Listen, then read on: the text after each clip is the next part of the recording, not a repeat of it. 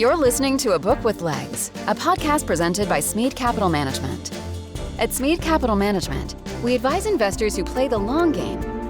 You can learn more at smeadcap.com or by calling your financial advisor. Welcome to A Book with Legs podcast. I'm Cole Smead, CEO and Portfolio Manager here at Smead Capital Management. At our firm, we are readers, and we believe in the power of books to help shape informed investors. In this podcast, we speak to great authors about their writings. The late, great Charlie Munger prescribed using multiple mental models and analysis. We analyze their work through the lens of business, markets, and people. In this episode, we are going to learn about the many ways that you can skin a cat. Investing is a complex, multidisciplined process, and we'll discuss many different parts of that sausage making. Stephen Clapham is joining us to discuss his book, The Smart Money Method, How to Pick Stocks Like a Hedge Fund Pro. Before we get started with Stephen, I want to give you a little bit of background on him. He's the founder of Behind the Balance Sheet, a London-based investment research and training consultancy, also a podcast with the same namesake.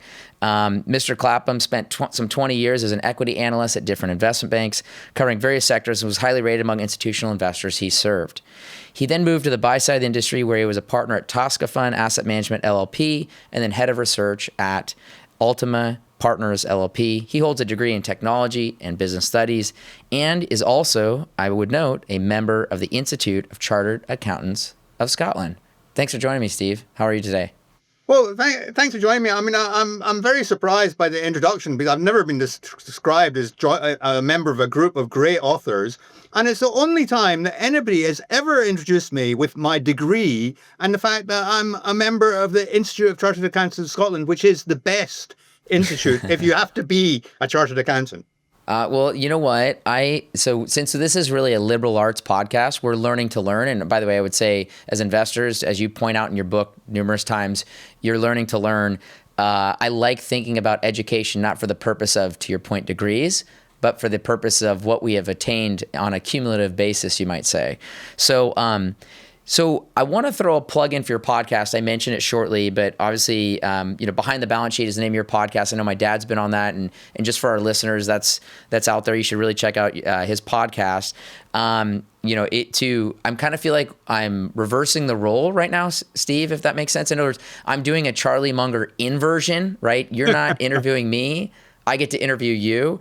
But I wanted to ask you, you wrote this book and published it 5 years ago. This is a cumulative, collection of things you've learned over your career on both sides of the industry. But I wanted to ask you, what caused you to write this down? Was it a great check from Harriman House, or did you just feel that this was the right time and season for you to explain what you've learned? Well, no, actually, none of those things. So as a child, I always wanted to write a book. I don't know why, but I imagined myself, signing books, and I imagined my book on the bookshelf. The irony of all this is that my book came out in November 2020, and it was never stocked in the bookshops in the UK. So my vision was dashed. And Harriman were the only people that were even remotely interested in the book. But how it came about was I used to keep a notebook, of things that I learned. So I would go to a conference and I would talk to some other investors, and somebody would say, "Oh, when I have that problem, I do this." And I used to go home and write that down at night. And I had this notebook with 80 pages. Okay. And each page was something I'd learned. And I thought, well, I should really do something with this. And so I got home each evening and I typed this up into a Word document. Okay. And then I thought, what am I going to do with that? And what I did was I produced a set of, so I have these cards, you can see, and they're this size. And I wrote the headings of each of my pages on each one of these cards. So I had 80 cards, and I put them out on the kitchen table. And then I realized that actually this would make a book. Okay. And what I did was I thought, well, what's the structure of the book? It should be about my investing philosophy. So what I did was I took all these things that I'd learned, the 80 tricks and tips, if you like, and then just, put them in around my sort of investment approach. I mean, call it an investment philosophy is too grand a term. I never set out to have a plan, to be a specific type of investor. I just ended up, I started in the buy side and I figured out what worked. Sure. That makes sense. Well, and to your point, I think the other thing you I don't want to say litter, that's the wrong term, but you put breadcrumbs throughout your book of other books that also influenced you. So, for example, you talked a lot, and I think I'll reference this in some point today. You talked about Phil Fisher's book, Path to Wealth Through Common Stock, which is a wonderful book. He's got a couple books that are out there, and Buffett's often talked about him. So you put breadcrumbs out there about other books and reading that people can pick up, which to your point, is just a knowledge of wealth for people. Let me kind of kick it off like in a more interesting way. You discuss in your book that ideas in investing are kind of random, okay? In other words, they come to you through various ways. Can you kind of explain the randomness of that for you? I have my own thoughts on this, but I'd love to kind of ask you, like when you get an investment idea, I think most people think it's a very rote process where, X happened and you got Y and that's how you got your name. But that's not been my experience, and it's in reading your book, it doesn't seem to be that's been your experience either. No, I mean, I think this is partly because I was so I should explain, I was a special situations investor. So we were trying to find stocks that had very asymmetric profiles. So the Ultima Special Situations Fund was a 25 stock portfolio. Tosca Fund ran a financials fund, and I did the non-financial stuff on the end. And so in order to qualify for either of those funds, a stock had to be pretty special. It had to have a very high potential reward and have quite a low downside risk. And when you're doing that, you can't find those situations through doing screens and I never had that approach. And I've got this online school called, I don't know if you know, behind the balance sheet, it's got this we've got this Analyst Academy course, which teaches you everything you need to become a serious investor. Sure. And one of the things we talk about in there is how do you build a portfolio? And I think a very common mistake people make is they have hidden agendas, hidden correlations within their portfolio because they assemble their portfolio in a structured way. And I think it's actually very important to get your ideas from different sources because I think that makes a more robust portfolio. Oh, I agree. Well, let me ask you this. So, as an example, because I think the randomness of thought can actually cause the uncorrelated nature of the underlying investments. Is that what you're saying? Yeah, and how do you find an idea? And in the course we got through half a dozen, 10 different ways of finding an idea, but usually what would happen would be I would have a watch list of various stocks for various reasons. Some of them would be thematic. Some of them would be valuation driven. There'd be all sorts of reasons. There would be longs and shorts. There'd be, we might be looking for a short in the United States because we had too long an exposure there. So I would be focused on that. Sure. But what I would find is I would pick up the newspaper or pick up The Economist or pick up a piece of research and I find something was happening. And that happened, something was changing in the world and that change had not been reflected in a stock price. Okay. And that would get me interested. And I remember trying to explain this to an allocator, one of the big allocation firms. And I was being interviewed about, how do you find stock ideas? And they found it very puzzling that I didn't say, we're looking for stocks with a PE below X and, some rote systematic approach. And, I don't mean to be critical of people that have a system. If you can find a system that works, that's fantastic. Yeah. But what worked for me was looking for things that were changing in the world where something was going on and the stock market hadn't really appreciated the impact that would have. Sure. And by the nature of that approach, you're going to end up with quite a random set of stocks. Sure. No, I agree. we're based in Phoenix, Arizona, so this is not very typical for us. But you were in London. Let's say I'm the stockbroker. I call you up. You're a customer of mine, and I say, "Hey, Stephen, I'm hosting a dinner on Wednesday night. A bunch of other portfolio managers are going to be there. We're going to share ideas. It's a great place in the West End of London that we're going to have dinner." You show up at that. For you, as a place to create ideas or find ideas, how do you look at those occasions and events that our industry will often hold? I'll give my own 2 cents when you're done, but I'm always interested to ask other people, like, do you get value out of those interactions with other ideas and people? Well, I like meeting other people, and I like hearing the views, because I like understanding what the market's thinking. And so the most useful part of that is where there's a consensus about, the stock market's too high. I can remember one of those occasions where I went along and there was only one person that thought the stock market was cheap. So a bunch of these very sophisticated hedge fund guys from some very big name hedge funds, and the one long only guy said, the stock market's cheap. And of course he was the one that was right.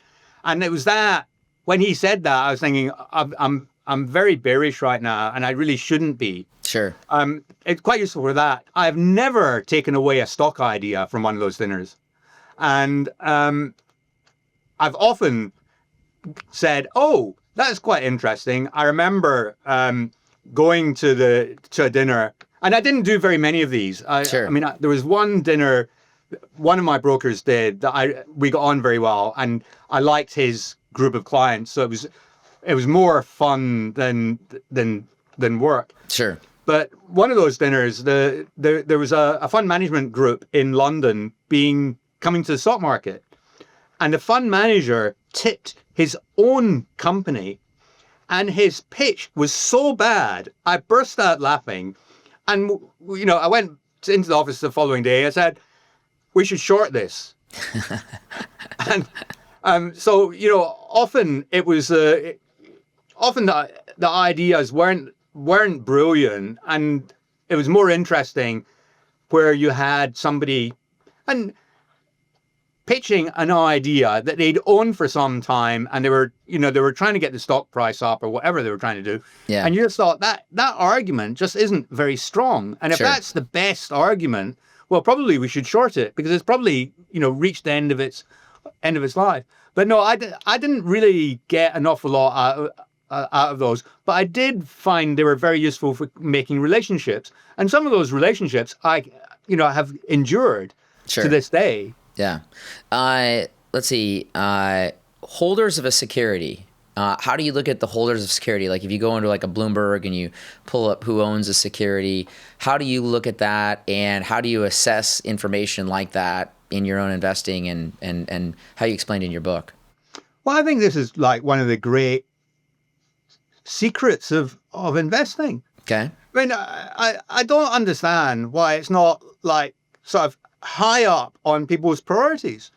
Because, if I go and look at a stock and it's Smead Capital Management's largest position, Sure. I'm going to look at it and think, well, that's quite interesting, because I understand how you and Bill work. But I understand a bit about how you work, and I respect you.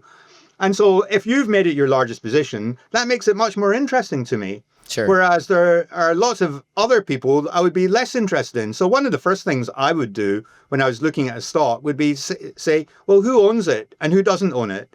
Have they been buying it or have they been selling it?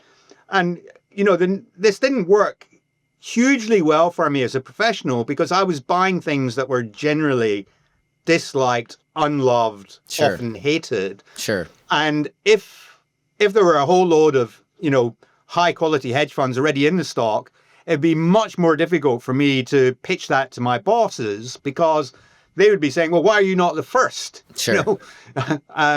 So usually we're buying things on the way down. Yeah. And the shareholder register would be pretty scrappy. It would be full of, dull, boring, underperforming institutions.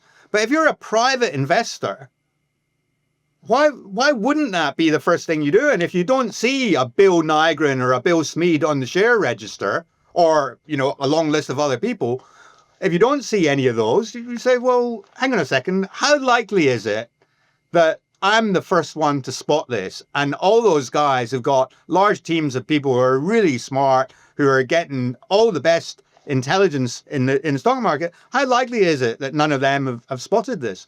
And I think that's really, really useful. Sure. Well, I also think a lot about the institutional pressure. So, for example, like let's say you find like that, something like that, and let's say in a special SITS fund that you dealt in, you know, you might be not liquidity constrained, for example. Well, part of the reason why they might not be there, to your point, is either it's a falling rock and therefore liquidity is, you know, diminishing quickly in the security. Which means that, like, you know, larger institutional investors couldn't be present.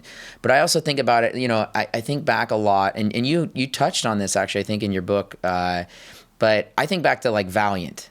When Valiant was going on, I mean, to your point, it was a creme de la creme list of who's who in smart money.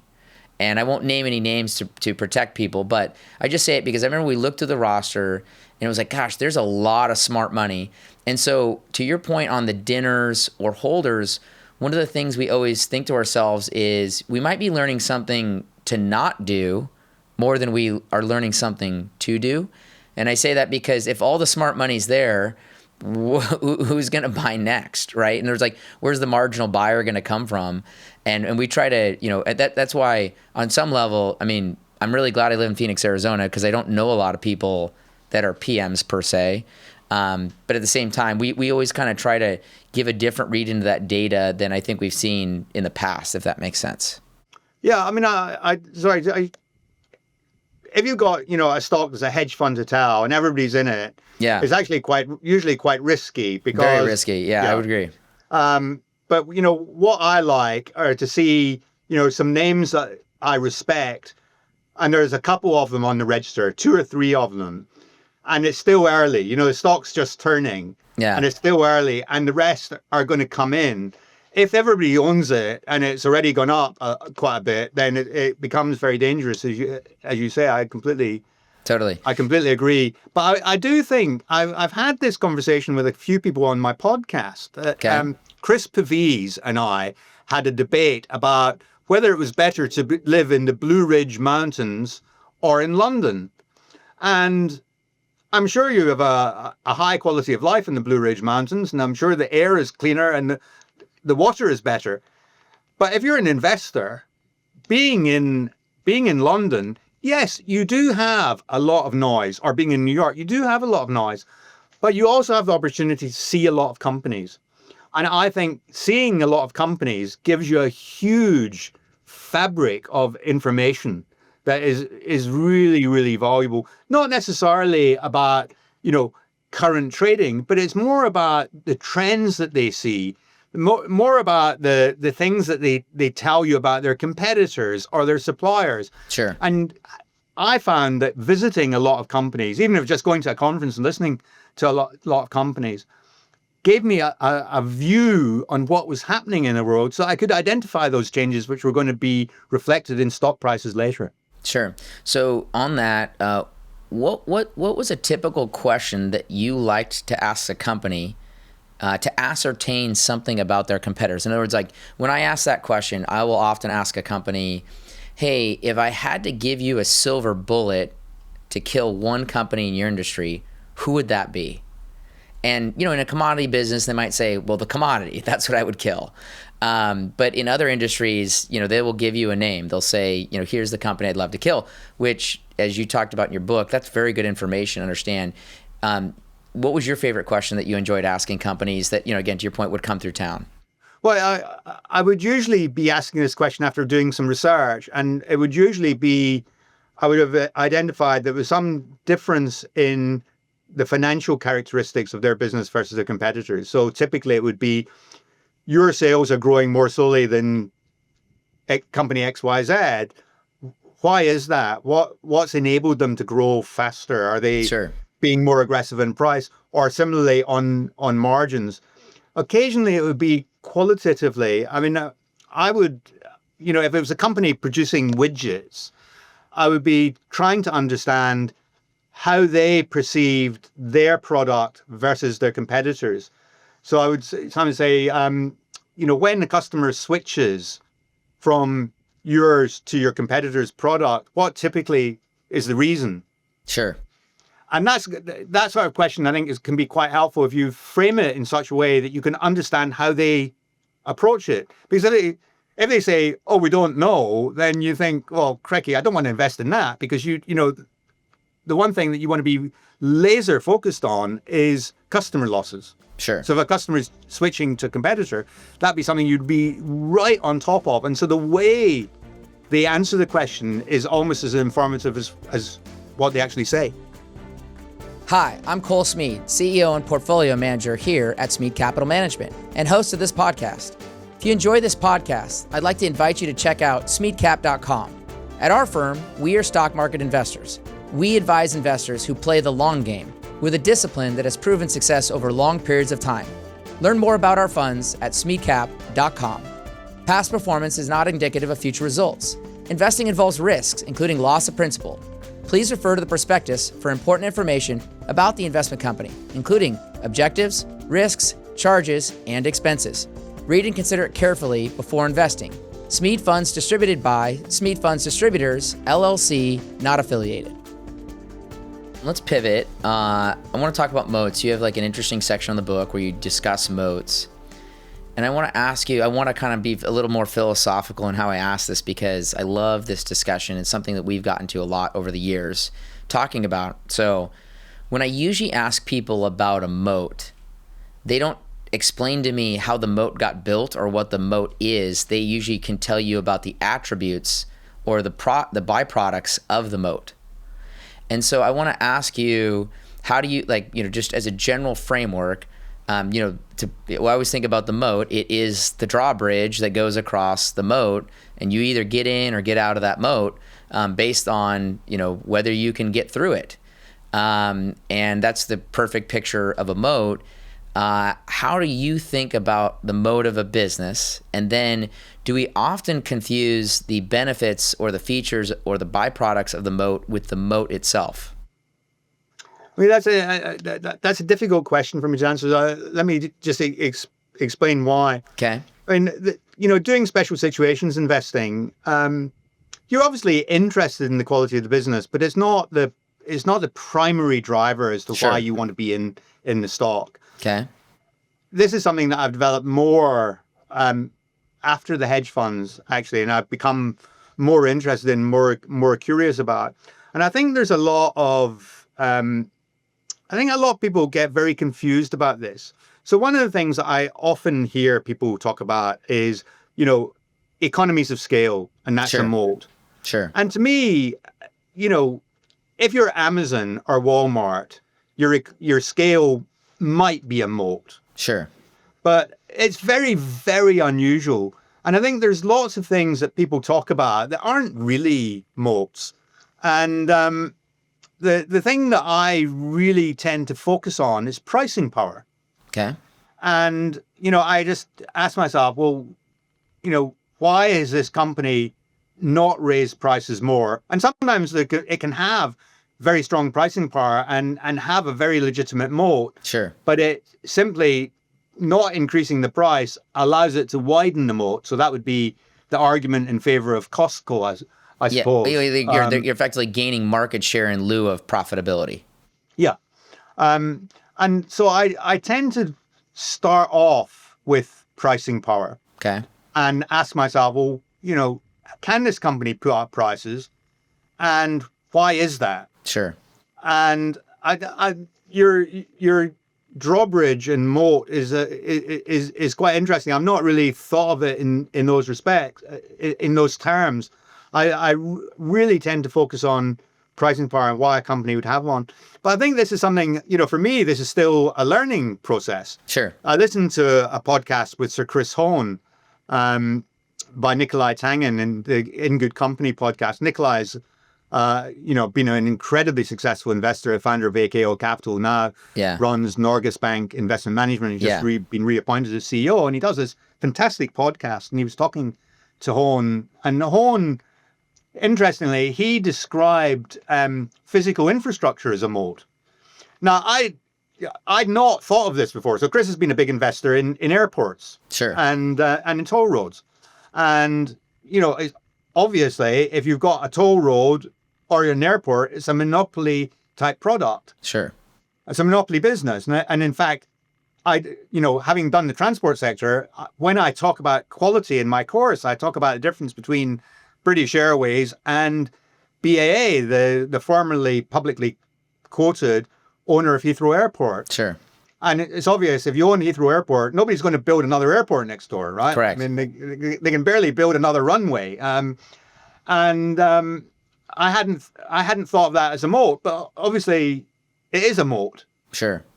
Well, to your point, so it's funny, and here's why I say. So most people like to talk about a moat of a business after it's done really well. And they have trouble identifying what a moat is when there is consternation or headwinds. So to your point, let me just use the analogy you're using, okay? If I asked you, okay, Steve, I'll use the US as an example, because I know the UK and Europe are a little bit different on this. But if I said to you, hey, Steve, do you think anyone's going to build a retail mall in America over the next 3 years? What would be your response? Well, my response would be, I'm sure there'll be someone somewhere building a mall, but probably not very many. And so here's why I say it, because there's two things I always think about, and I think people often get confused in the money, and then there's a big aspect of our life that we have to account for, which is the time, right? So to your point, there is you can't build one next door. There is the outright cost of what would it cost to do that. But then the point that no one would do it next door is what would be the entitlements and the time needed to actually get all the approvals to build an airport next door. And it's not the money, it's actually the time that keeps most investors out, because in a time value of money, if it takes 10 years and you have to put up all that money, you have opportunity costs that are going to haunt you over that period. And so to your point, I think a lot about those things, the time it takes beyond the money, because I think in this world where it's like, there's so much capital out there and so much wealth, and, there's so much, private and public money, but then the one element that we have trouble getting around in almost every case is in some cases, it's not the capital, it's not the money, it's the time, right? And so we think a lot about that. And I don't, to your point, I think if I use Terry Smith, he looks a lot at gross margins as a way to understand pricing power, right? If you have high gross margins, you have the ability to raise price, and any pricing pressures affect you less. So to your point, I think that's what Terry writes a lot about in his past. Let me pivot a little bit. So you talk about CocaCola in your book, okay? And a lot of people have talked about Buffett with Coke, okay? So now let's talk about a feature or a benefit of strong moats. Historically speaking, strong moats exhibit high returns on capital or sustainable returns on capital. Okay, so let's use Coke. How do you look at Coke? At least using the example used in Buffett, because I guess I have a very different view of Coke as like a 41-year-old versus I think when I talk to a lot of baby boomer PMs, they talk about Coke as this incredible investment looking back when Buffett bought it in the late 1980s. But as I fast forward for most of my adult career, it's actually been a laggard. And if you look at the returns on capital, they actually don't really tell you what's gone on in the business. And so how do you look at those kind of situations where there's a preponderance of huge investment success off of returns on capital, where everyone can perceive the moat, and then you wake up 10 or 15 years later and that moat is less perceivable, and therefore the returns have gone to the wayside? Well, I'm not sure that Coca-Cola's moat is any smaller, narrower, however you define it, than it was 20 or 30 years ago. It's got an incredibly powerful brand, and agree. It's a well-run, clearly a well-run and attractive business. The problem with Coca-Cola, for me, is, when I look at Coca-Cola, so I did a project for a wealth manager here, and they had they felt they had a lot of expertise in the UK stock market, but they didn't really know anything about stock markets outside the UK. And they felt that they needed to have a product for their clients, international stocks. So I built an international model portfolio for them. One of the stocks they had in their portfolio was CocaCola. Okay. And I said, well, you need to get rid of that. And they said, well, why? And I said, well, it's not healthy. If you look at a stock like Coca-Cola, it's making people less healthy, more obese, and that sort of negative externality today, or when I looked at it, didn't have a cost. But I said, well, over time, this will have an increasing cost because every Western country has got an aging population. And what happens in an aging population? You have more healthcare costs. Sure. And we've got an aging demographic, fewer young people working, more old people in the, taking medical aid in the National Health Service in the UK. Sure. And there's Coca-Cola has got a very high externality cost, and therefore I think that cost is going to be a bigger risk for it going forward in time. And I said, I can't remember what the valuation was at the time, but it's not that cheap. And how's it going to grow? It's already got a very, very high penetration. Sure. So, I think Coca-Cola is well managed, and they've done, clever things about broadening their product range and so forth. But to me, it wasn't a stock that a wealth manager should be recommending for their private clients to have in their portfolio and own for 10 or 20 years because of those issues. Sure. Now, does that mean it's got less of a moat? When we think about the moat, that externality doesn't really factor in. So, all I'm trying to say is a moat is useful, but you've got to look at the total picture. Sure. And I'm very wary, particularly, when I'm thinking about doing long-term investing, which wasn't my specialty when I was at the hedge funds. But when you're doing these long-term investments, I think you've got to really factor in how those sorts of things may change. Sure. Because those are the sorts of things that come from left field, sometimes very explosively and spectacularly, more often gradually, and they just erode your valuation. Sure. So you see the valuation shrink over time. Well, yeah, because when Buffett originally bought it, it was producing like 25% return on equity. That then jumped up as like the German, the Berlin Wall fell in '89, and the emerging markets of the world expanded massively as a customer. So it went to 50%. And so I always point out to people like Buffett made incredible money from a 10-year perspective. And then I don't remember this, but he talked about Coke and Gillette as the inevitables, right? It's just inevitable that they're going to be the ubiquitous product in their category. We'll call that a wide moat, in our parlance that we're using here. And it was like the kiss of death. Because if you look since like 98, I think Coke's produced a single-digit return, even though, to your point, it's had a strong moat, it's produced high returns, they bought back stock, etc.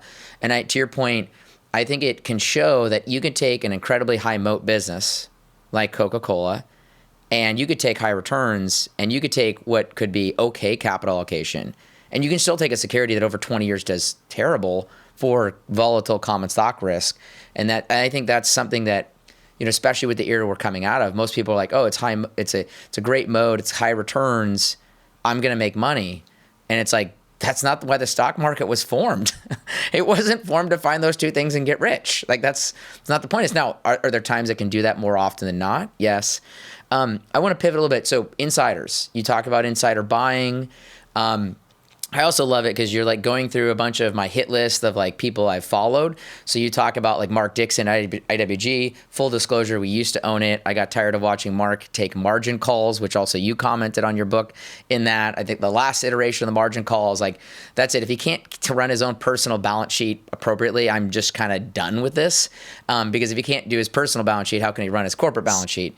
But then you also mentioned like Lord Simon Wolfson, who's, obviously an incredible capital allocator at Next. We own next. How do you think about insiders like them, both in transaction form, but also ownership form as you analyze investments? Well, I think, directors' dealings, I think, are slightly dangerous because I think people follow them blindly. Sure. And, the most dangerous thing is you get the chief marketing officer buys a stock after it's been cut in half and nobody else does. And he's never bought a stock before and he doesn't actually have a clue what he's doing. He doesn't understand investing and, the thing carries on falling. I like to see, more than one director buying. Sure. I like to see them all, all believing in it because then it's much more likely to be right.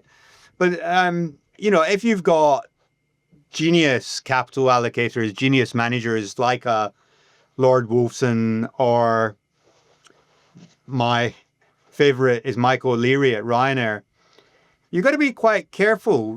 Michael O'Leary sold shares every single year.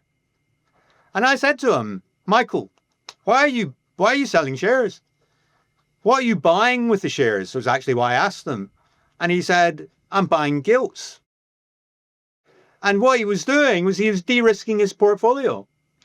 And although Ryanair has been an incredible investment, he was buying gilts and made quite a lot of money out of zero risk government securities. Sure. So, I think it's quite easy to identify now that Michael O'Leary is a genius. It was actually quite easy 20 years ago. I mean, I tell this fantastic story about, I used to do transport. So I initiated in Ryanair with a sell recommendation. And I sent the draft of my note to the company, to O'Leary for comments. Okay. And he sent a fax back. I don't know why he didn't like to use email, but he sent a fax back saying, Steve, thanks for your note. You're wrong. And we'll prove you wrong, and good luck, And by the way, I love that. I totally, we want the ball because we're going to score and win the game, and we'll see you later. Yeah, no, absolutely. And the stock fell by 40%, and I upgraded from a sell to hold, and I emailed him, and I can't remember what he said. He writes the most funny letters. So he said something about, well, how long will it be before it's a buy, sort of thing, Yeah. We hope you're enjoying the podcast. We work hard putting together this show, but we work even harder for our investors at Smead Capital Management. At Smead, we believe in disciplined investing, which is why the Smead funds have a proven track record of long-term outperformance. If you're an investor who plays the long game and want to invest in wonderful companies to build wealth, we invite you to visit smeadcap.com. Past performance is not indicative of future results. Investing involves risks, including loss of principal. Please refer to the prospectus for important information about the investment company, including objectives, risks, charges, and expenses. Read and consider it carefully before investing. Smead Funds distributed by Smead Funds Distributors, LLC, not affiliated. There are very few of these people, and they're hard to identify before their skill is reflected in the share price. Sure. The problem with most of these brilliant managers, Mark Leonard at Constellation Software, you're paying quite a few turns on the multiple for the fact that it's Mark Leonard. Sure. No, and he's got to continue being Mark Leonard, delivering on a much larger scale. Totally. Which I agree. Isn't as easy. I agree. So to your point, where these are really valuable is where their industry has gone into a downturn. I look at it as like you want to buy those people when they were a swear word, right? So to your point, when no one wants to touch Ryanair, that's the time to be interested in a great capital allocator. And I think people tend to use that as a reason to pay up. And the danger in that is paying up might already inhibit their better capital allocation. You mentioned, and I want to make sure I got this right, in your book, you mentioned that special dividends are a mark of a good capital allocator. I think you commented on that in the book. Explain that, because I totally agree with you. But there's also a balance sheet implication that I think people often miss when thinking about dividends, specials versus regulars. But I'd love for you to kind of comment on that. Well, I think the attraction. So if you put yourself in the shoes of the director, Sure. you put yourself in the shoes of the CEO, he's not necessarily a stock market expert. Obviously there have been amazing people like at Teledyne where they were very good at reading the share price. Sure. But not everybody is. And, I've talked to a number of CEOs where they feel very uncomfortable about buying back their shares because they genuinely don't want to overpay. Sure. This is, in the US, you buy back your shares and it doesn't really matter because the stock market's gone up and nobody's going to hold you accountable. Correct. If you pay a special dividend, you're accepting that your balance sheet isn't as efficient as you would like it to be. And you're just saying to your shareholders, look, I'm going to give you the money back and you can buy more shares if you want. The buyback is, I think too many people buy back shares for the wrong reasons. They buy back shares because they've issued a load of stock to their employees and they don't want the share count to go up. Well, that's a stupid reason. But it's a stupid reason to do stock-based comp in the first place, I might add. In other words, why do you stock-based comp if you're going to do that?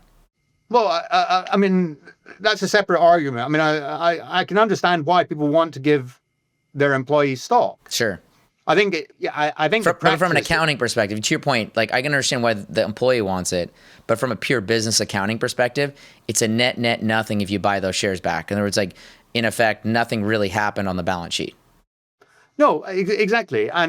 But cash has gone out the door, but it's kind of evaporated. Sure. And the problem is that investors find it difficult to see that money going out.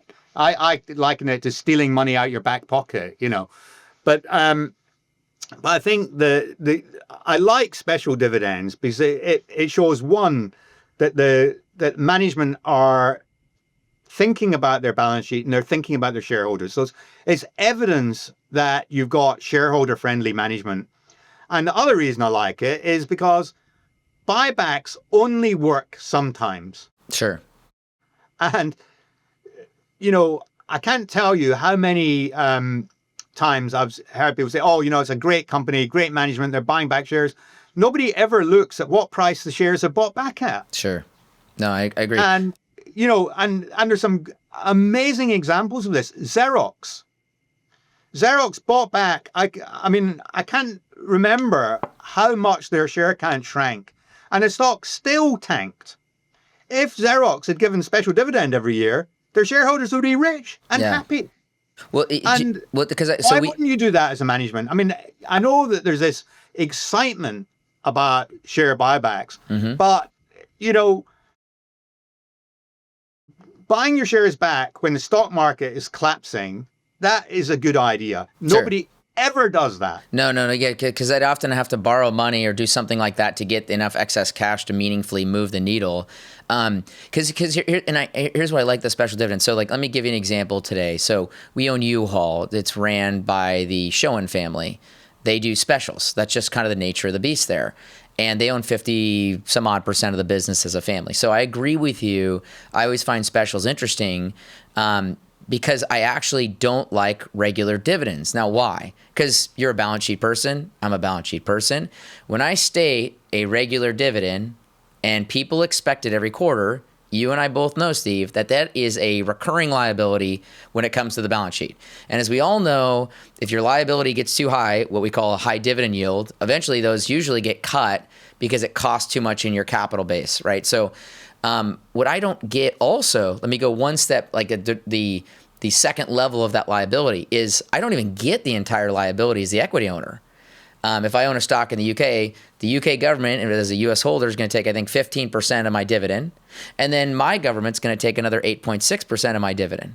So as I point out to people, I don't even get the full amount of that dividend when I get it. The governments of the world are in the dividend business. But to your point, if we can buy stock depressed, they're actually not in the buyback business in the same way. So I think about the all flow through after tax effect of these capital allocations. And so at least on the special, you're saying, hey, I can't use all the capital and I don't think my stock is attractively priced. So you're saving me from two problems. One, the overpaying and for the stock, but two, just sitting on it and doing nothing with the capital as an opportunity cost. Obviously, I lose part of that. So, but I don't hear, like, I'll give you an example. We just watch a bunch of oil and gas businesses lower their leverage from high leverage ratios down to low. So they reduce their call it their debt liabilities.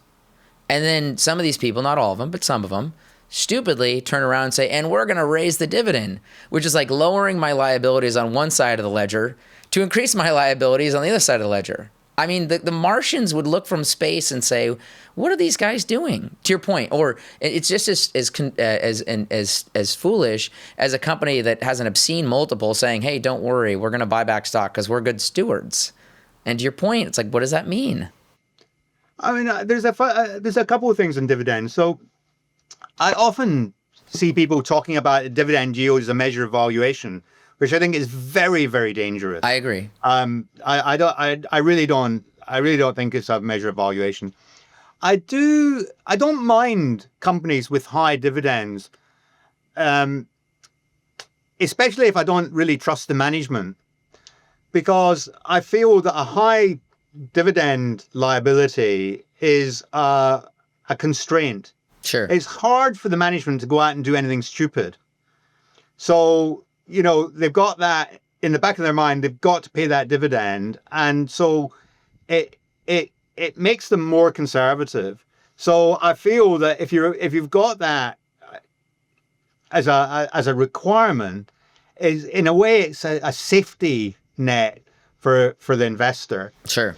The other thing I like about dividends is, if you've got companies with a long history, looking at the dividends tells you quite a lot about, is it a good company or not? Sure. I like to look at the book value per share over a long extended period and the dividend record over a long extended period. Because if you look at that, that tells you the kind of nature of the company. I don't tend to own companies that pay high dividends. I mean, it's not, but I have done an occasion when it's been, something that's been a bit beaten up, and I think, well, what are they going to, change of management, beaten up, high dividend is quite risky because they often cut the dividend. But if you've got a company with a stable management, it's a bit sleepy, good chance that it'll get taken over, good chance that things won't go badly wrong. Sure. If it's a stable business. So sure. I do pay some attention to dividends, but I don't dislike them in principle. Sure. Let's talk about debt trading at a discount for an issuer. So, I think you talk about this in your book in light of if the credit markets are showing lower prices on the bonds than they should be, it's a flag, obviously, because there could be a possible credit risk or bankruptcy risk or whatever that may be. But, and I think, in the era of low rates, that was all very plausible. We're now in an environment where everyone's bonds trade for below par because they issued them at lower rates.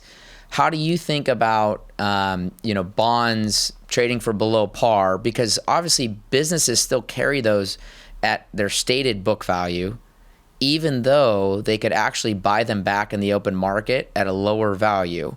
In other words, if you do an adjusted book value, you're buying the stock cheaper. But conversely, as we all know, if I adjust the book value, I adjust the returns. So it's kind of like this. I always point out to people, like when you get into these situations, what I love about accounting is it's like Newton's third law of physics. He said for every action, there's an equal and an opposite reaction. So, hey, the bonds are worth less than we're showing. Great. We adjust book up. The opposite reaction is it brings return on equity down. Okay. How do you think about those? And do you think have you seen a lot of things like that out there where it kind of intrigues you and says, but wait, because this is a complex adaptive system. The system has adapted, but not fully yet. Yeah, so I have a very simple way of handling this. When I calculate the enterprise value, and, I like to use a series of equity-based multiples and a series of enterprise value-based multiples. Sure. So when I calculate that enterprise value, I use the discounted value of the debt. Sure. So I say well, I do it on both bases. I do it on a nominal basis because it's unfair to just do it on a discounted basis, because eventually they'll have to repay that debt at the full amount. Yeah. But, I look at it in both ways, and I say, well, hang on a second.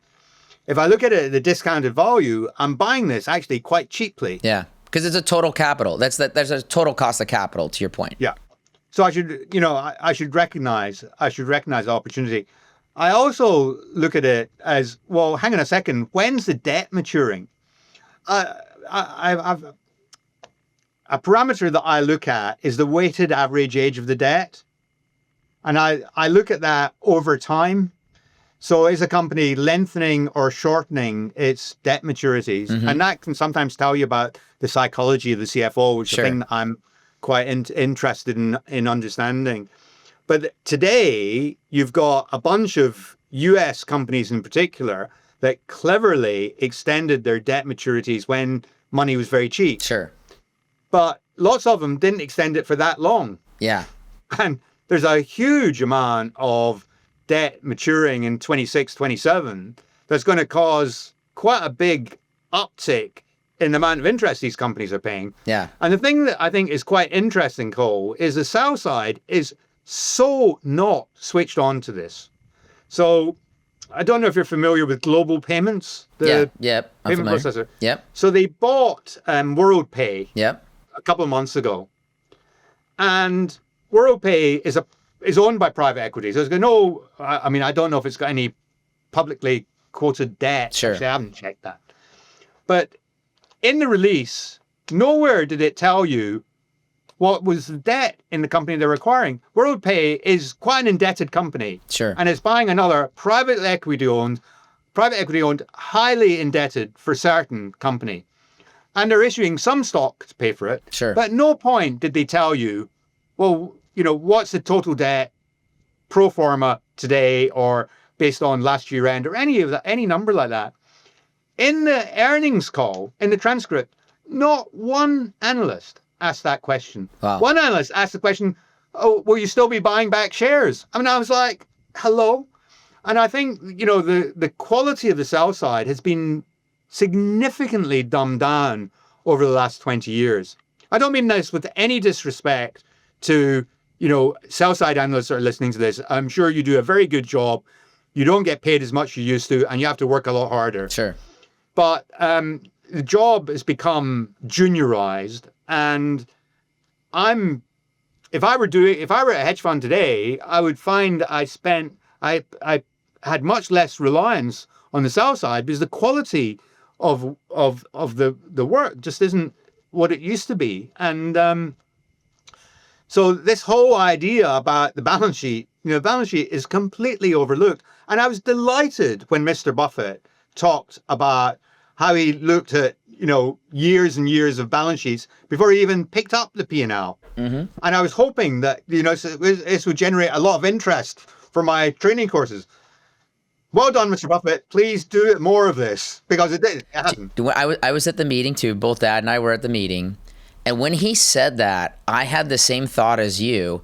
I thought no one even knows what a balance sheet is today, like in my mind. So to your point, so you have this in your book. I love this. You mocked the idea in a way of dividend yield, like we talked about, but also PE. PE tells you absolutely, in my opinion, nothing about a business whatsoever. Because as we know, E can be manipulated. E does not tell you anything about the capital structure of the business. It doesn't tell you about its ability to grow its returns relative to that capital structure. So I'm gonna hit at a couple things that I have here in my notes, but I really want to so returns on capital, we know, are important to long-term equity returns. That's provable, using as a general guideline, return on equity, but you also talked about some people use return on invested capital. That's typically my preference because I think about total capital structure. That you can also use return on in incremental invested capital is another one that you see out there. There's all these ways of looking at returns, but the reason why returns, I think, are so important is because Buffett was asked the question in the Berkshire meeting. Someone said, hey, Warren, what do you think about all this CapEx in AI? Which was oh my gosh. we're hours into the meeting, Steve, and they finally ask a good question this year. This is like actually an exceptional year of the last 5. There's a good question. And so Buffett doesn't answer it because that's just not his normal course these days. But he says, that's a good question and we'll see. But he said, we all know the best kind of businesses are ones that don't need capital. And it's just like, it's like, this is not Jesus speaking, but it's like Paul or John, one of his apostles, are speaking. And you're like, let that sink in.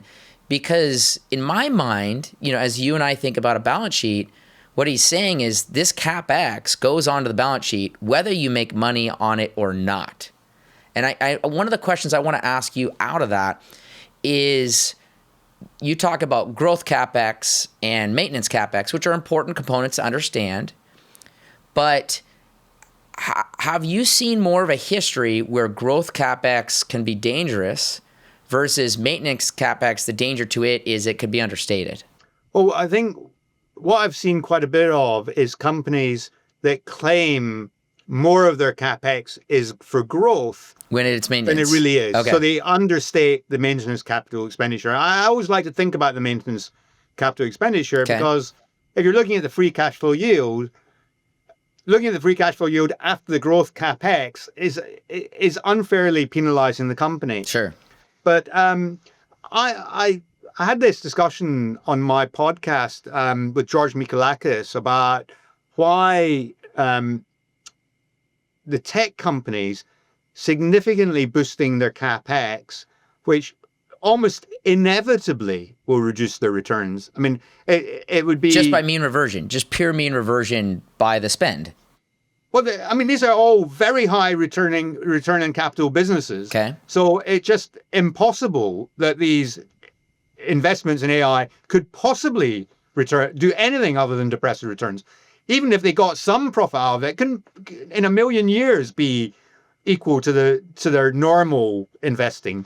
So, well, no, real quick, let me stop there because I want to dig in on that because the history of these businesses, to your point, if we're thinking about analyzing this, are OpEx, right? They used expenses in their income statement that created the profitability. So it was not a hard good like we're seeing today in how they account for this spend on AI. So I always tell people, like, if you say, Cole, I'm really good at creating asset-light businesses through OpEx, I'd be like, well, that's totally plausible.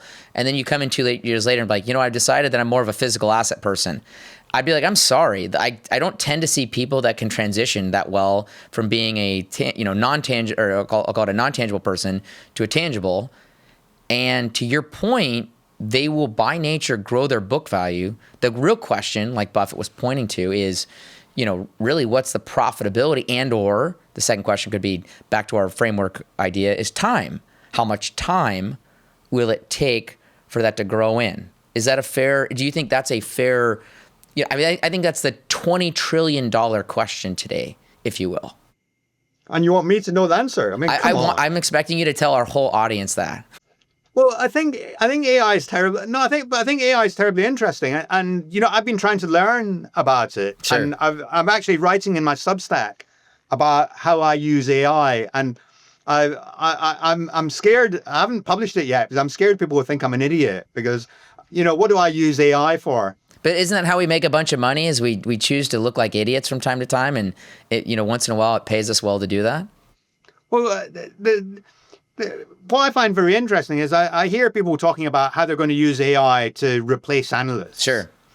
And, AI, I mean, there's no question that it's a productivity boost. I mean, no question about that. And you can definitely use it to help you with investing. But it's a long way from having the power of an analyst. Now, I'm sure it will improve over time, but I think it's been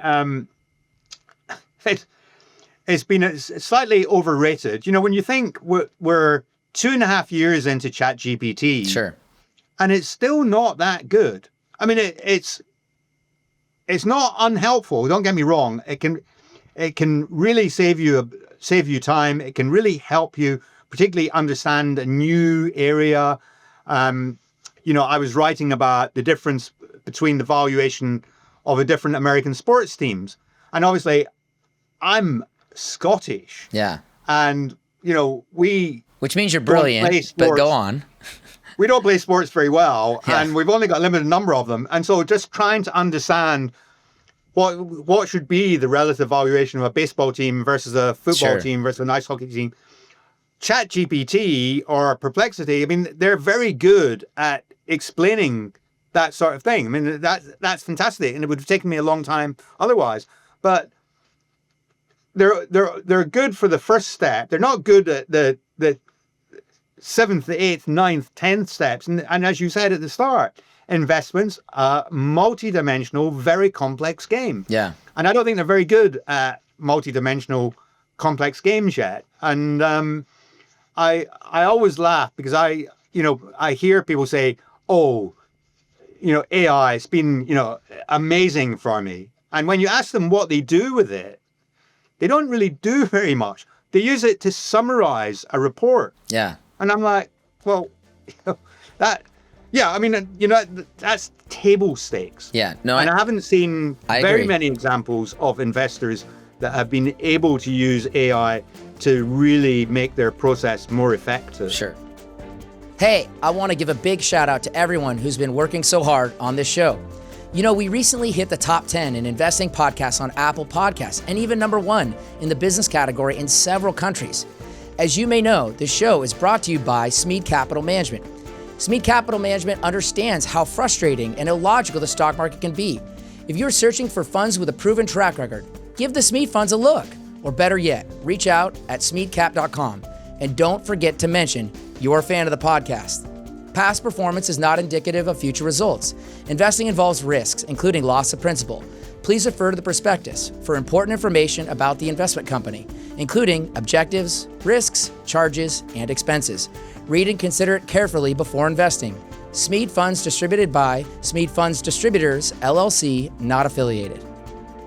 So let me walk you through. So, and again, I joined this because as I was reading your book, I was thinking a lot about our process and things you talked about in your book. So we talked about stock-based comp earlier. So let me just use an example because again, I think about this as how do I learn and practically use this in what I do? So, so when you talk about the spend they're doing, we've tracked this. We're super glued in on this. So these businesses used to do 12% of CapEx as a percentage of sales 5 years ago. Okay. Last year they did about 18% CapEx to sales. This year they're on target to do 21. If you said, Cole, predict me the future, what's next year going to be in 26? I think, Steve, it's going to be 26% CapEx to sales among the hyperscalers. Okay. Now, you talked about common sizing in your book. I loved that. I frigging loved that you had your students common size the balance sheet before you'd tell them what the company was, because you'd ask them, what industry is this? Because to your point, industries overnight usually don't change. And so you can look at common size balance sheets and you can kind of predict what type of business, what's its capital intensity, things like that. But using an example like this, if I go out and say, what's an oil company CapEx to sales? It's about 30%. And so if you came to me 5 years ago and said, Cole, the most marvelous technology businesses in the world are going to end up being 26% CapEx to sales, I'd say to you, well, it sounds like we have holy hell to pay because that's what an oil company does. And those are low return businesses. And yet, to your point, everybody loves that. They love the idea of them spending that money. And I don't get it. Well, I mean, I'm going to say that AI is a fad in the stock market. AI is clearly not a fad. AI is... Well, we're going to use it. The internet wasn't a fad either. Our lives. But from the stock market perspective, the stock market's view of AI is that it's the next big thing and everybody's going to profit from it. And that's clearly nonsense. Sure. Let me ask you about a couple other adjustments because, again, the other thing that I think this is touch on, it's multidimensional. So, for example, to your point on the sell side, if someone asked me what are sell side analysts good at, I'd say they're really good at one thing.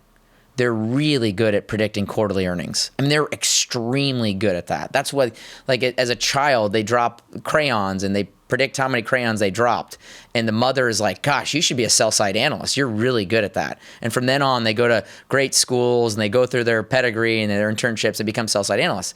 Now, here's why I say it. To your point, how earnings affect returns on capital, I think those are very confused today. I think it's that whole idea of what that is. So, for example, to your point, you talked about in your book how stock options used to not be expense. And, as we know from history, Buffett used to say, well, if it's not an expense, what is it? And then PCAOB came in, changed that. So it's now expense and GAAP. But the sell side doesn't really care about GAAP earnings. What they do is they make their adjustments to get to how they want to view it. And how I'll just use a kind of a primer of this, but they'll commonly say, well, here's the free cash flow of the business. Now, as owners, you and I would say, well, let's use Google. I think the street's expecting Google to do $73 billion in free cash this year. And everyone says, great, that's awesome. They have a $325 billion book, and therefore look at my returns on capital. But you and I we're not the village idiots. We're not very smart, but we're not the village idiot. We do know that. And so we might come in and say, well, you know what? But 30% of that free cash is actually stock-based comp. So let's remove that out of the free cash flow. Buffett used to call this owner earnings. And at $53 billion, that means that Google, one of the most successful businesses in the world, one of the biggest moats, one of the biggest monopolies I've ever seen in my lifetime, is actually only producing about 16% returns on capital. And this is supposed to be the most climactic opening to the next era. And again, to your point on returns, I can't figure that out. I can't figure out why, from an accounting perspective, this is saying that this is not that great. And to your point, from a stock market perspective, people just think this is the greatest era that we're walking into. And here's the other catch. And you said this earlier, Steve. It's like you're bringing all my thoughts to a single point. When I walk into a room, and I've interviewed a lot of people on this, and I'd love to ask you this question too. If I ask them, hey, Steve, would you rather take the 10-year Treasury at its 4.2% rate today, or would you take the S&P 500? What would be your response to that? Oh, man, that is a terrible decision because I wouldn't touch the 10-year Treasury with a long barge pole. Okay. And I don't think that's, well, you... No, by the way, here's what I love about it. So it's funny you say this. Like, this is the same response I get out of everybody, though. That's what's weird to me. Everyone's on one side of the boat. So, as a general rule over decades, I'm with you on that. But I don't think the S&P is going to make 4.2%. Well, the thing... So you're confusing return on capital with return of capital. Sure. I think that the U.S. Treasuries are going to have an existential crisis. I mean, I agree because of you talk about this in your book. The debt buildup is massive. I'm totally with you, but that's the risk-free rate.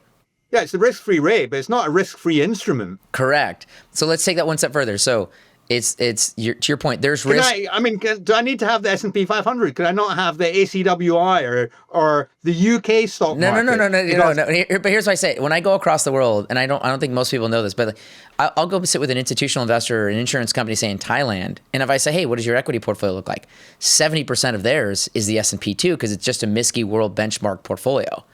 And so I point this out because this is not like a U.S. investor risk. This is a global investor risk. The S&P is more overowned.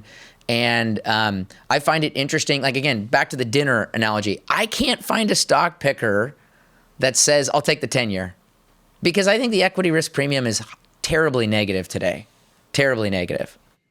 Well, I think the issue is that there's actually quite a lot of good companies in the United States, and there's quite a lot of cheap stocks, even in S&P 500. Agree. I think the problem is that it's very, very skewed, and the problem is that I can't see the U.S.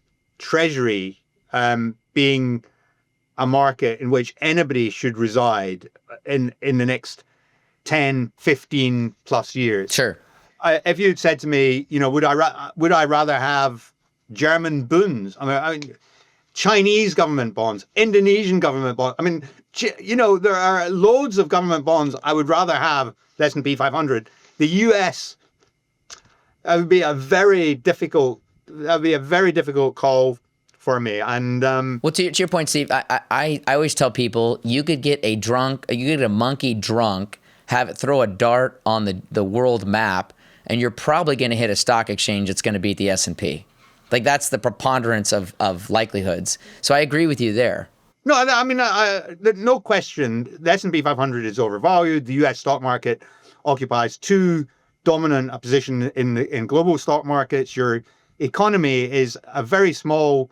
I mean, it's a large economy, but it's small relative to the global economy. Sure. I mean, emerging markets, you know, if you look at it in terms of population, area, I mean,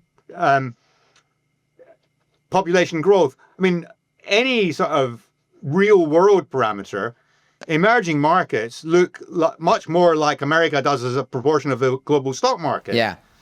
And the things are the wrong way around. And I can't believe that in 10 years' time, 20 years' time, if we were having this conversation, that we wouldn't look back and say, oh, wasn't that exceptional that America was so dominant?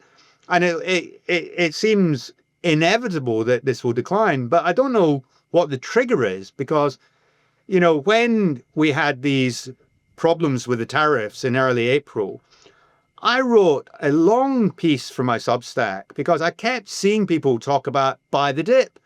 And I said, buy the dip. Have you looked at what's going on? And of course, the people that said buy the dip were absolutely right, because we're back, and, I said, well, hang on a second. I've got no idea what President Trump will do. Yep. I actually said, I'm not sure that President Trump knows what he's going to do. But if I look at what the people on the other side are going to do, I think that's quite predictable. And I think the S&P 500 is overvalued. So let me ask you a follow-up to that. So cost of capital is going to be higher. You sound like you have an inflationary air to that sentiment, and I think the history of the world is governments, fight wars, borrow too much money, and they figure out ways to pay it off later. The only two ways ultimately in the long run are taxes and interest costs.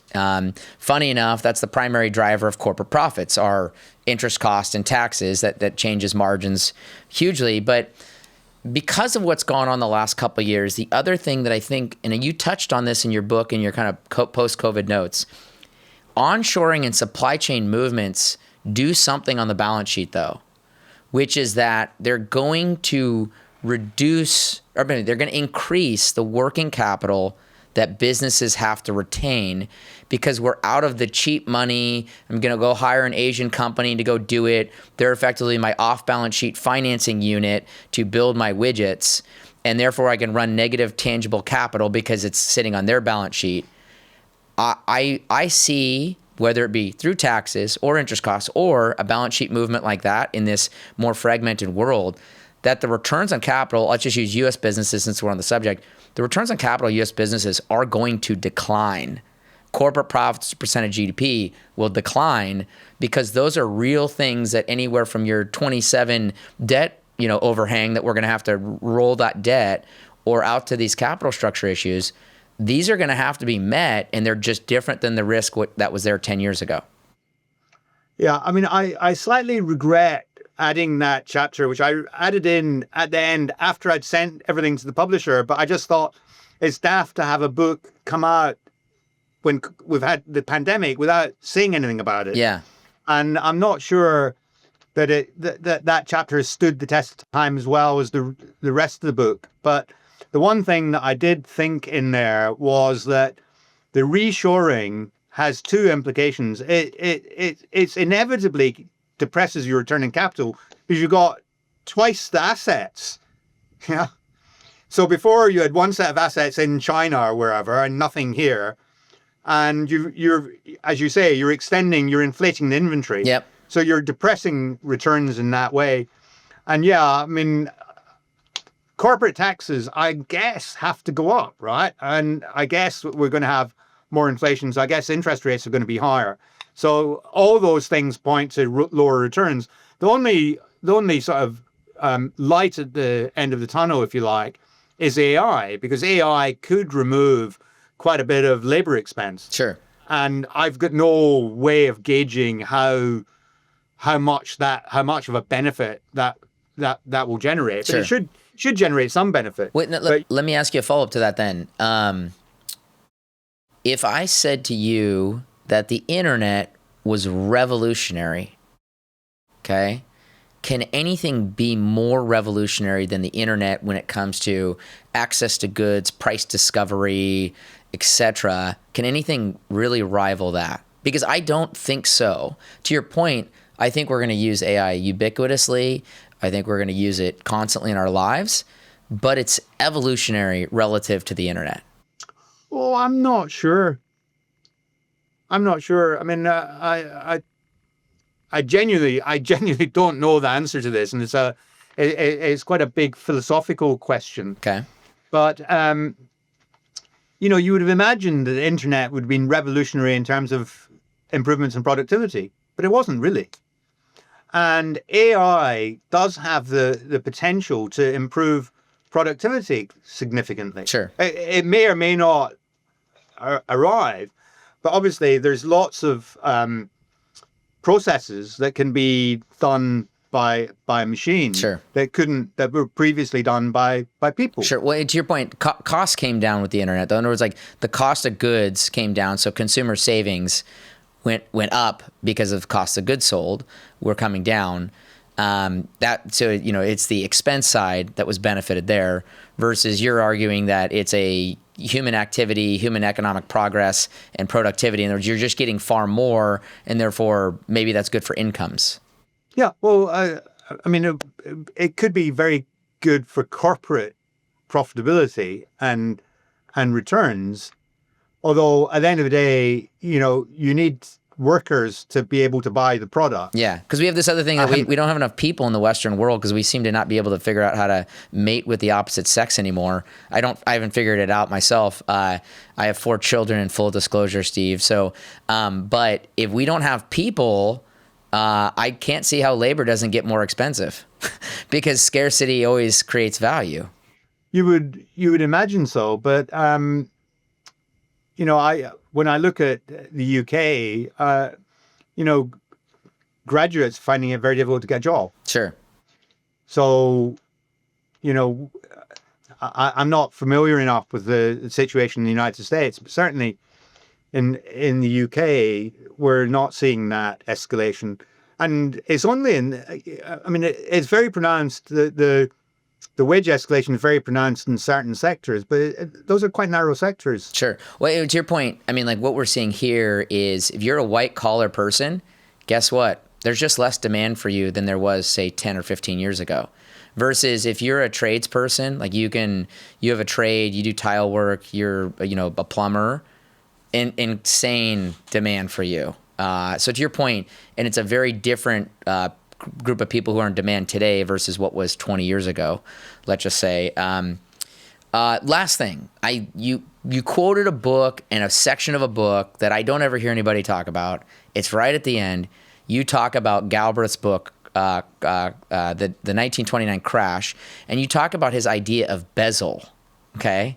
Can you quickly just comment on this? Because I love this, and I don't ever hear people talk about bezel. So as I was finishing up your book, I was like, he mentioned bezel. Steve is such a great Galbraith student. I love Galbraith. So could you just kind of explain what bezel is briefly? Well, I mean, it's really fraud, isn't it? Mm-hmm. One of the things that I've been quite focused on, and when I was writing the book, especially in the latter stages, I was very focused on. I was building my forensic accounting course. So my main business is I train professional investors in how to be faster, better, more effective at reading 10Ks and annual reports. Sure. And I was building this forensic accounting course. I spent 6 weeks in the British Library, and I was thinking about, well, how do you build a forensic accounting course? And I thought, well, the most extreme example of cheating is fraud. And so I studied 60 or 70 frauds. So when I was writing the book, I had fraud in the back of my mind the whole time. And that's why I mentioned the bezel. And the bezel is really, stealing from innocent people, isn't it? Sure. It's scams. And I think he points out that when it comes to light, it goes from being bezel to what we refer to as embezzlement, right? Once it comes to light, it's embezzlement. Embezzle's always present, I think Galbraith says, and yet it doesn't get exposed until certain junctures, and then we know it as, to your point, embezzlement and fraud. Let's see, you have your courses, Steve. You have your podcast. What are other places our listeners can follow you going forward? Oh, sure. And I should just say, on the subject of embezzle, earnings management and the inflation of earnings by CFOs is more widespread today, Cole, than at any time in my career. It's exceptionally prevalent. But you can find me on Twitter at Steve Clapham. I'm not on there that much. I don't like the environment as much as I used to. Okay. I'm on LinkedIn. The website is behindthebalancesheet.com. The top right is a sign up button. I've got a free weekly Substack where I write on all sorts of subjects. I've got the podcast Behind the Balance Sheet, which is on all podcast players. It's much less popular than yours. I'm jealous of your audience, but hopefully some of them will be attracted. And if you're interested in learning about investing, I've got the online school, which is on the website behindthebalancesheet.com, and I do these courses for institutional investors mainly. Again, all the information's there. And if you want to get hold of me, info@behindthebalancesheet.com. I appreciate it. And what I haven't said to our listeners yet is, to a UK audience, I think you're kind of famous to a UK audience. So I love this because, like, we're taking a bunch of American Yankees and saying, hey, there's a world outside the United States. And, oh, by the way, Steve's dealt a lot of his career in that. And you have quite a bit of following there. And so kudos to you. I in the UK, I'd rather be you, frankly. So, Steve, thank you for your time. Your book is a great way to process the many aspects of investing, whether you're just starting out. I think you do a really good job we're in intern season in the investment business at a lot of the banks. And so if you're an intern and how do I get into investing? I think your book's a gateway drug, or reminding yourself, like a person like me, great elements of the process that you already use. You provide some great things to think about, particularly in red flags, like we just talked about a second ago, and issues that investors must understand or just frankly avoid at all costs. Go get a copy of the Smart Money Method to dive deeper into your analysis. If you enjoyed this podcast, go to Apple, Spotify, YouTube, or wherever you listen to A Book with Legs. Give us a review. Tell others about the books and great authors like Steve Clapham that we have the chance to study the world with and through. For our tribe, if you have a great book that you'd like to recommend, email podcast@smeadcap.com. That's podcast@smeadcap.com. You can also send your suggestions to us on X. Our handle is @SmeadCap. Thank you for joining us for A Book with Legs podcast. We look forward to the next episode. Thank you for listening to A Book with Legs, a podcast brought to you by Smead Capital Management. The material provided in this podcast is for informational use only and should not be construed as investment advice. You can learn more about Smead Capital Management and its products at smeadcap.com or by calling your financial advisor.